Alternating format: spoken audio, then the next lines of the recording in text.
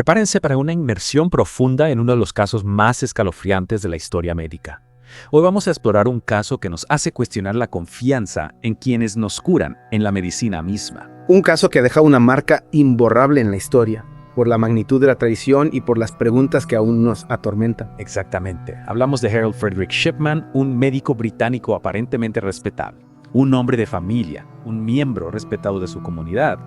Pero detrás de esa fachada Se escondía un monstruo, un monstruo que se aprovechó de la confianza de sus pacientes de la manera más vil. y lo hizo durante años sin ser detectado. Para esta inmersión nos basamos en un relato detallado, un expediente que nos ofrece una mirada a la vida y los crímenes de este individuo.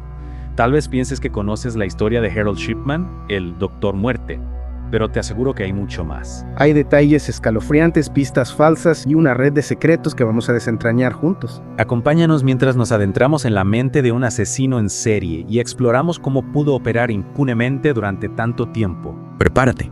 Esta no es una historia para los débiles de corazón. Comencemos por el principio. ¿Quién era Harold Shipman antes de convertirse en el monstruo que conocemos? Harold Frederick Shipman nació en Nottingham, Inglaterra, en 1946. Era el segundo de 4 hijos en una familia de clase trabajadora. Sus padres eran metodistas devotos. Una familia normal, diríamos. En apariencia, sí. De joven, Harold destacaba en lo académico y en los deportes. Era un atleta talentoso, sobresalía en rugby y en atletismo. Nada quisiera sospechar la oscuridad que albergaba en su interior. No, en absoluto. Pero hay un evento en su juventud que podría ser una pieza clave para entender su camino hacia la maldad. Hablas de la muerte de su madre. Exacto. Cuando Harold tenía 17 años, su madre, Vera, fue diagnosticada con cáncer de pulmón. Una enfermedad devastadora. Lo era, y en esa época, mucho más. El pronóstico era desalentador. Vera sufría terribles dolores. Y ahí es donde entra la morfina. Así es. Para aliviar su dolor, un médico le recetaba morfina a domicilio. Harold, siendo el hijo más apegado a su madre, la cuidaba con devoción. Era él quien le administraba la morfina. Presenciaba cómo la droga aliviaba el sufrimiento de su madre. Exactamente. Y algunos expertos sugieren que esa experiencia pudo haber tenido un impacto profundo en la psique de Harold. Ver la vida de su madre apagarse lentamente y el poder de la morfina para controlar su dolor tal vez lo marcó de una manera que no podemos comprender del todo. Una teoría perturbadora. Sin duda. Y hay que tener en cuenta que, años después, la morfina sería el arma homicida de Shipman. Es un paralelismo escalofriante.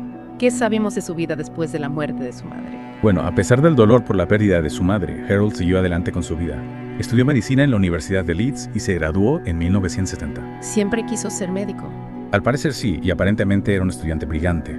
Poco después de graduarse, conoció a Primrose Oxtoby. Su futura esposa. Se casaron en 1966, cuando Harold tenía apenas 20 años. Primrose estaba embarazada de su primer hijo. Una boda apresurada, podríamos decir. Tal vez, pero para el mundo exterior formaban una pareja joven y feliz. Tuvieron 4 hijos en total. Harold comenzó su carrera como médico general, trabajando en distintos hospitales y consultorios. Parecía que llevaba una vida normal. Totalmente. Hasta que, en 1975, su carrera dio un giro inesperado. Ahí es donde encontramos la primera grieta en la fachada, ¿verdad? Correcto. Mientras trabajaba en el Todd Morden Health Center, Shipman fue descubierto falsificando recetas. Recetas para sus pacientes. No, las recetas eran para él. Estaba obteniendo petidina, un analgésico opioide, para su propio consumo. Una adicción. Al parecer sí. Fue acusado de falsificación y fraude, multado con 600 libras y obligado a asistir a un programa de rehabilitación por drogas. ¡Wow! Un médico adicto a las drogas. ¿Cómo pudo seguir ejerciendo? Es una pregunta que muchos se hicieron. En aquel entonces los controles no eran tan estrictos. Y Shipman, con su encanto y su habilidad para manipular, logró convencer a todos de que se había rehabilitado. Un lobo con piel de cordero. Así es. En 1977 se mudó con su familia a Hyde, un pueblo cerca de Manchester, y comenzó a trabajar en el Donnybrook Medical Center. Continuando con su carrera como si nada hubiera pasado. Exactamente. Y allí, en Hyde, la pesadilla comenzaría. La pesadilla que duraría décadas y se cobraría la vida de cientos de personas. Décadas en las que Shipman se ganó la confianza de la comunidad, se convirtió en un médico respetado, un amigo, un confidente, Un depredador al acecho. esperando el momento oportuno para atacar. Pero ¿cómo pudo salirse con la suya durante tanto tiempo? ¿Cuándo comenzaron a surgir las sospechas? Las primeras señales de alarma aparecieron a principios de 1998. La doctora Linda Reynolds, de una clínica cercana, notó que la tasa de mortalidad entre los pacientes de Shipman era inusualmente alta. Mucho más alta que la media. Sí, y lo que le llamó la atención es que la mayoría de los fallecidos eran mujeres de edad avanzada. Sus pacientes más vulnerables. Exacto. La doctora Reynolds también observó que Shipman firmaba una cantidad inusual de certificados de defunción. Y otro detalle que le pareció extraño. Dime. Muchos de los pacientes de Shipman eran incinerados, ¿Y eso por qué era relevante? porque la incineración destruye la evidencia.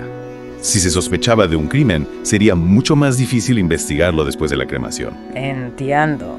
La doctora Reynolds tenía serias dudas sobre Shipman. Sí, ella compartió sus preocupaciones con el forense local, John Pollard, y Pollard, a su vez, contactó a la policía. Se iniciaba una investigación. Una investigación que, lamentablemente, no llegaría muy lejos en ese momento. ¿Por qué no? La policía no encontró pruebas suficientes para acusar a Shipman.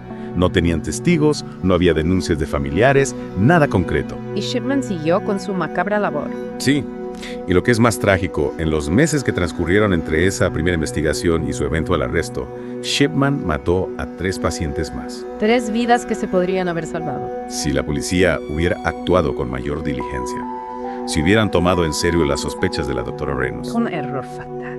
un error que pagaron con sus vidas esas 3 mujeres. ¿Quiénes eran esas víctimas?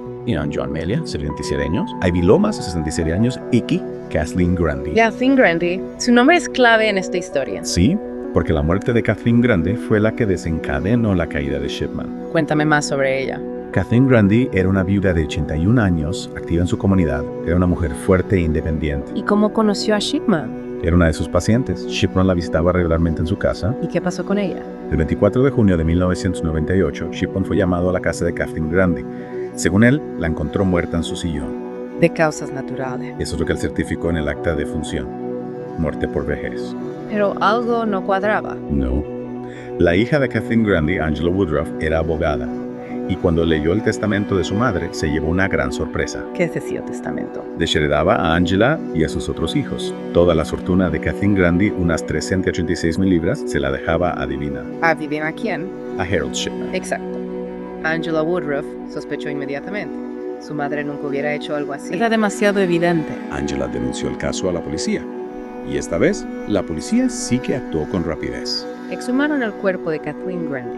Y los análisis forenses revelaron una dosis letal de morfina en su sistema. La evidencia era irrefutable. Shipman fue arrestado el 7 de septiembre de 1998. El monstruo finalmente había sido desenmascarado. Y la verdadera magnitud de sus crímenes empezó a salir a la luz. La policía revisó cientos de historiales médicos de pacientes fallecidos bajo el cuidado de Shipman. Encontraron un patrón escalofriante. Visitas a domicilio, inyecciones de morfina, certificados de defunción firmados por Shipman y en muchos casos cremación del cuerpo. Un modus operandi siniestro y calculado. La investigación concluyó que Shipman había asesinado al menos 215 pacientes durante su carrera. 215 vidas inocentes. Mujeres en su mayoría, ancianas, vulnerables, que confiaban en él. Lo veían como un ángel de la guarda cuando en realidad era un ángel de la muerte. El juicio de Harold Shipman comenzó en octubre de 1999. Fue uno de los juicios más mediáticos de la historia británica. El mundo entero estaba pendiente del caso del Dr. Muerte. Y el 31 de enero de 2000, el jurado lo declaró culpable de 15 cargos de asesinato. Fue sentenciado a cadena perpetua sin posibilidad de libertad condicional. Nunca saldría de prisión. Pero Shipman nunca confesó sus crímenes. Se mantuvo firme en su inocencia hasta el final. ¿Cuál era su motivo? ¿Por qué lo hizo? Esa es la gran pregunta que nos atormenta a todos. Nunca sabremos con certeza qué pasaba por la mente de Shipman. Algunos expertos creen que era un sádico, que disfrutaba con el sufrimiento de sus víctimas. Otros creen que tenía un complejo de Dios, que se veía a sí mismo con el derecho de decidir quién vivía y quién moría. Tal vez era una combinación de ambos. Lo que sí sabemos es que sus actos fueron atroces. Y que su legado sigue siendo una sombra oscura sobre la profesión médica. Una sombra que nos recuerda la importancia de la vigilancia, de cuestionar, de no dar nada por sentado. Shipman se suicidó en su celda en 2004 a la edad de 58 años. Se ahorcó con sábanas. Se llevó sus secretos a la tumba. Dejando tras de sí un rastro de dolor y de preguntas sin respuesta. El caso de Harold Shipman nos obliga a reflexionar sobre la confianza que depositamos en los demás, sobre todo en aquellos que tienen poder sobre nuestras vidas, Nos recuerda que la maldad puede esconderse en los lugares más inesperados, y que debemos estar siempre alerta. para que una tragedia como esta no vuelva a repetirse. Este ha sido nuestro recorrido por el caso de Harold Shipman, un caso que nos deja conmocionados, con un nudo en la garganta. Un caso que nos recuerda que la realidad puede ser más aterradora que cualquier ficción. ¿Qué opinas tú? ¿Qué te ha parecido este deep dive? Déjanos tus comentarios, tus reflexiones. Y recuerda, la próxima vez que visites a tu médico. No bajes la guardia. Hasta la próxima.